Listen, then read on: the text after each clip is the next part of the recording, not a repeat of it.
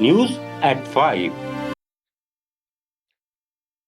Bharatiya Janata party को नया राष्ट्रीय अध्यक्ष मिल गया है। नितिन नबीन निर्विरोध पार्टी के 12वें राष्ट्रीय अध्यक्ष चुने गए हैं। दिल्ली में बीजेपी मुख्यालय में इसका औपचारिक ऐलान हुआ। प्रधानमंत्री नरेंद्र मोदी ने नितिन नबीन को माला पहनाकर बधाई दी। पीएम मोदी ने कहा कि बीजेपी में पद से बड़ा कार्यकर्ता होता है। आज नितिन जी मेरे बॉस हैं और मैं पार्टी का कार्यकर्ता हूं। पीएम मोदी ने परिवारवाद पर हमला बोलते हुए कहा कि इससे युवाओं के लिए राजनीति के रास्ते बंद होते हैं। उन्होंने 1 लाख नए युवाओं को राजनीति में लाने की बात कही।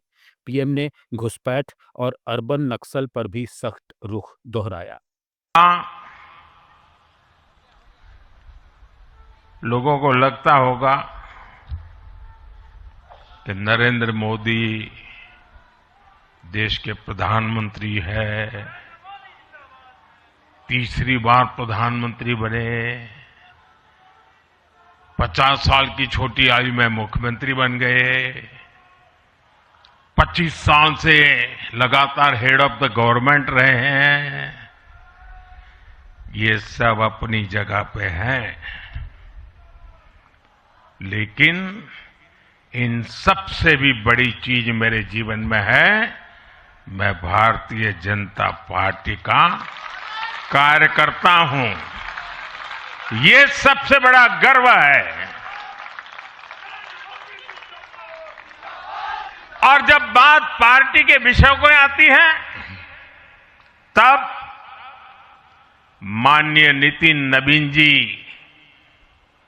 मैं एक कार्यकर्ता हूं, वे मेरे बॉस हैं।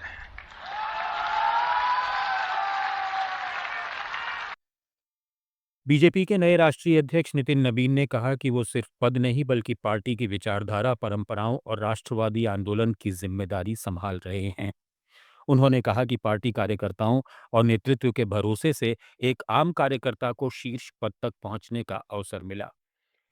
वहीं चुनावी तैयारियों पर उन्होंने तमिलनाडु, असम, पश्चिम बंगाल, केरल और पुडुचेरी में होने वाले विधानसभा चुनावों में बीजेपी की सफलता का भरोसा जताया। अगले कुछ महीने में तमिलनाडु, असम, बंगाल, केरल और पुडुचेरी में चुनाव होने जा रहा है और वहां की डेमोग्राफी की पूरी चर्चा हो रही है। किस प्रकार से बदले हुए डेमोग्राफी में वहां चीजें बदल रही हैं और हमारे लिए अपने आप में एक चुनौती है, लेकिन हम पूरी तरह से आश्वस्त हैं कि भाजपा का कार्यकर्ता अपने संघर्ष और परिश्रम के बल पर इन 5 राज्यों में सशक्त भाजपा का नेतृत्व प्रदान करने जाएगा।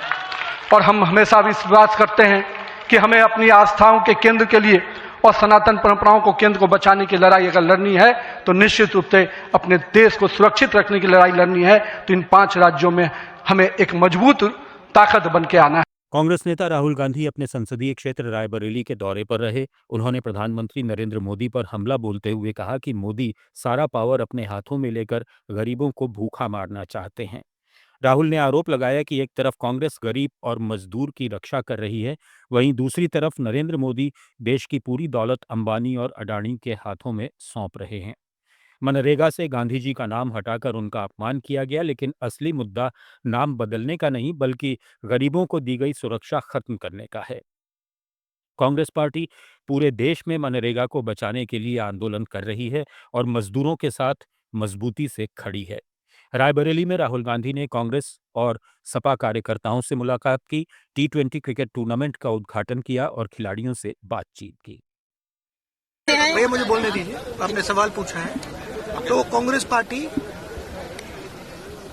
पूरे देश में मनरेगा को बचाने का आंदोलन कर रही है और जो हमारे 3rd ईयर ऑफ गवर्नमेंट है और जो मजदूरी करते हैं उनकी प्रोटेक्शन के लिए हम खड़े हैं। आइडिया देखिए, आइडिया को आप समझिए। नरेंद्र मोदी चाहते हैं कि देश का पूरा धन गौतम अडानी और अंबानी जी के हाथ कर दिया जाए। ये चल रहा है। एक तरफ हम जनता की रक्षा कर रहे हैं, जनता की सपोर्ट कर रहे हैं, दूसरी तरफ नरेंद्र मोदी जी देश का पूरा धन खींचकर अंबानी अडानी को दिलवा रहे हैं। Thank you. न्यूज़ एट 5 में फिलहाल इतना ही। बने रहिए लेट्स माइक के साथ।